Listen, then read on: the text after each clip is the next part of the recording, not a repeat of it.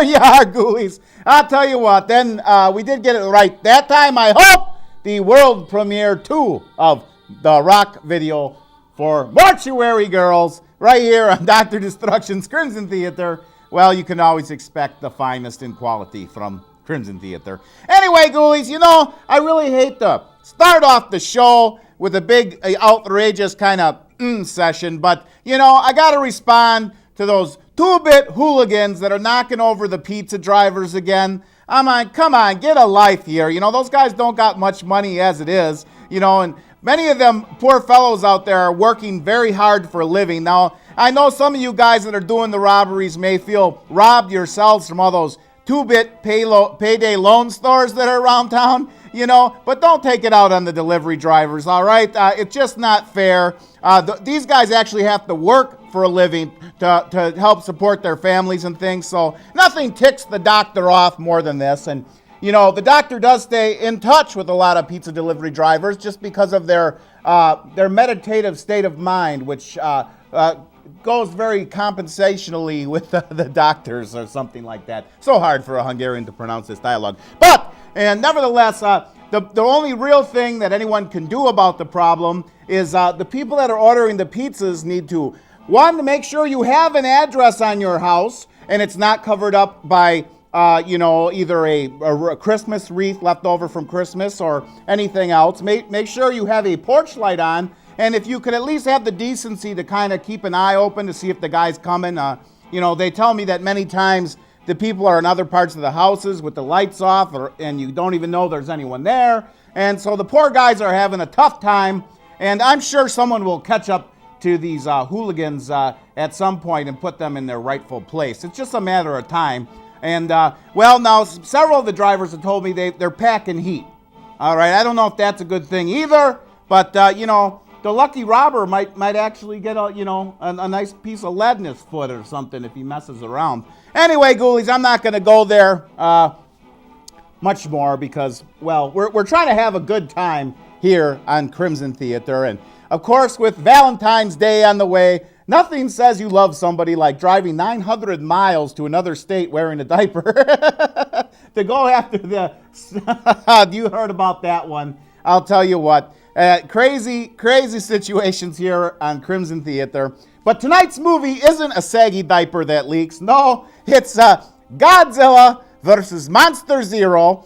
We chose this movie, well, not because of Godzilla this week, even though we've been on the roll with the Godzilla films. Some of the doctor's personal favorites, including tonight's movie. And by no means, like I said before, tonight's movie is not a saggy diaper that leaks. It's a good astronaut story. Go figure. I don't know. I had, you know, there was a couple other sci-fi astronaut films that I could have chosen that I could dedicate to our fine men in space who now, they've all been exposed for wearing diapers. It makes sense, you know, that they have a lot of waiting to do on the launching pad. And these things might come in handy, you know. But, you know, now that my mind just wanders a bit on that subject. You know, with all the technology we have, we can pinpoint our rockets anywhere, and we're making the space station and all these big things. But technology at NASA couldn't go any further than the diaper. It's an old invention, and obviously NASA hasn't figured out a way to improve on it. I was thinking something like the hyper vacuum chastity belt, perhaps, would have been a good idea. Anyway, ghoulies, I suppose every talk show host in America has had a field day with the famous astronaut diaper story. And, you know, I thought these people were screened for a higher level of intelligence or something like that. So, obviously, we have criminal behavior at our highest points and our lowest points. What can I say here on Crimson Theater? There will always be good material for the doctor to work with, and there always will be fine horror movies for the doctor to show, like tonight's feature, Godzilla vs. Monster Zero, which was originally titled Monster Zero. Well, Monster Zero turns out to just be old Ghidorah again, causing trouble on another planet. And for some reason, Godzilla, at this point in his career, was sort of getting diminished roles. He wasn't the all-powerful, all-forceful Godzilla. Nothing could stop, such as the 90s movies. But Godzilla was, they didn't have him figured out yet, Universal never did figure out how to use good talent like Bela Lugosi, and at this point, Toho didn't know how to use the talent of Godzilla. They hadn't built him up to the big star he would later become. I mean, he even had demeaning roles on the Ultraman show, but we won't get into that right now. But fortunately, Toho Productions upped the ante. Where did I hear that before? Upped the ante, and Godzilla made some great films in the 90s and became the superstar that we know him to be today. Well, Ghoulies, without any further ado, we will get back into tonight's, or we will start it off. See, I'm getting off track already here. This whole diaper thing, I don't know what to do. Dedicated to those fine diaper-wearing astronauts. That's right, Godzilla versus Monster Zero on Dr. Destruction's Crimson Theater. How deep is your love?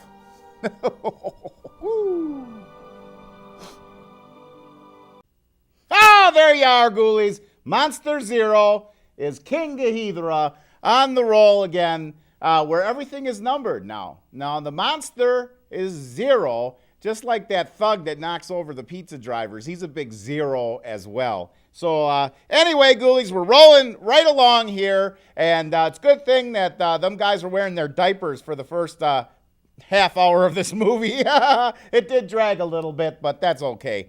Anyway, Ghoulies, we do want to remind you now about the big Dorian Gray Art Show, March 17th at the Rhodey Center for the Arts. It'll be a big artistic festival, film festival, and horror convention as well. I know that mask maker and horror creator Paul Hopner will be there from Hopner Hollow. Now, he's one of the gentlemen here in town that creates his own latex monsters and masks and works diligently in his dungeon of horrors deep in the recesses of his abode. Now, Paul is currently working on a few things for the doctor. We won't let the cat out of the bag. Well, he's already out over here.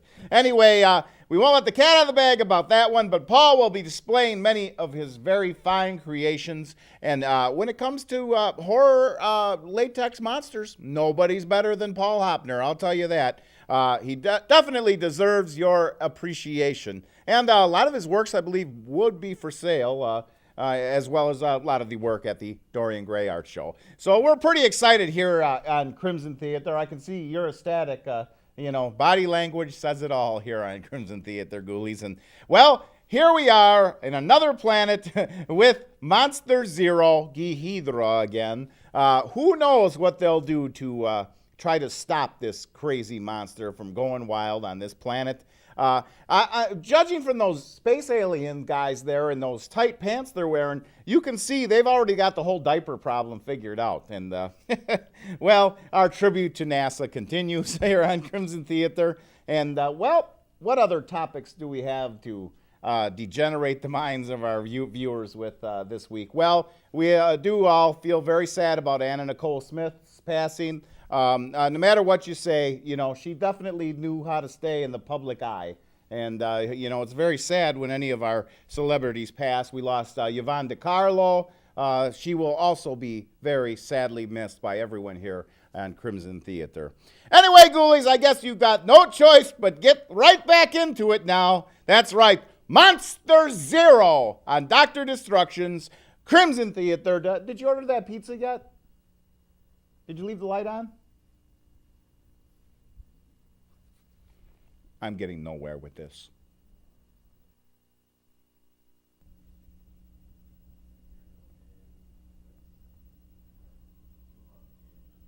Oh, there you go, Ghoulies. The monsters are now on a foreign planet here.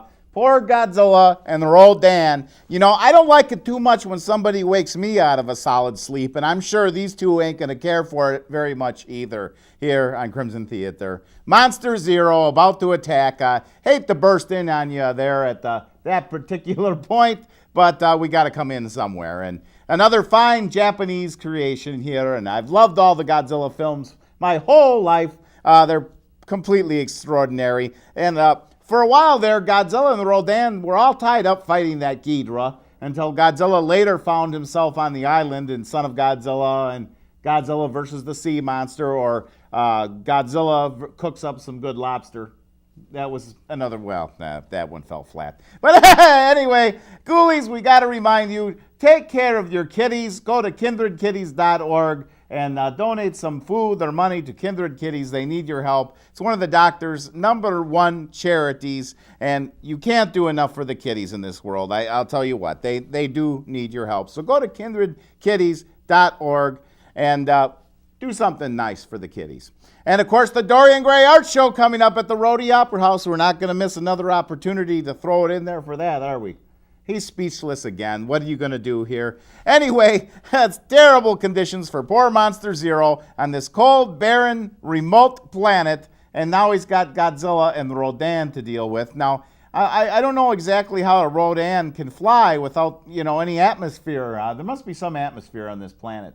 Well, logic would pertain. Now, obviously, Godzilla and Rodan did not have to wear a diaper in their space travels because, well, for one, they probably couldn't find diapers big enough, for Godzilla or Rodan, which brings up a whole nother situation. Can you imagine there would be the total devastation of the buildings and then the cleanup of the monster dung that would probably be all about the place? I mean, it's not a very practical situation, these giant monsters, and who could believe such a thing? But it always makes for big fun right here on Crimson Theater. The only thing that's more fun is poking fun at astronauts this week, anyway. I think it'll be a long time before that one dies down. I think they're totally exposed, and, well, it isn't just babies that wear diapers anymore. Our fine space travelers.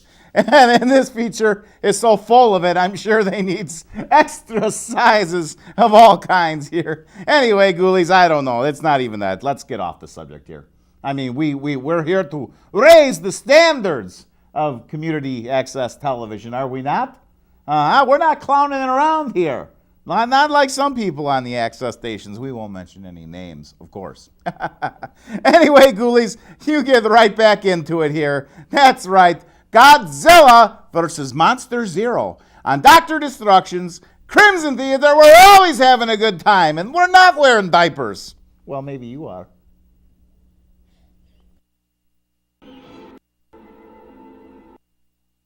There we go with the radio waves again. Radio waves seem to irritate the doctor quite frequently as well, and many have wondered about my numerous comments about FM radio keeping the rock and roll music in the dark ages. And, well, the reason that is because, they've left out generations of music that they refuse to play. And that's one thing I really like about access television is I don't have to succumb to being bought and sold like radio stations. Anybody can pay money and get anything on a radio station. And it seems like rock and roll groups like Ozzy and Led Zeppelin seem to have bankrolls to keep their worn out, tired music on forever, suppressing a whole generation of music now and past that doesn't get any airplay at all.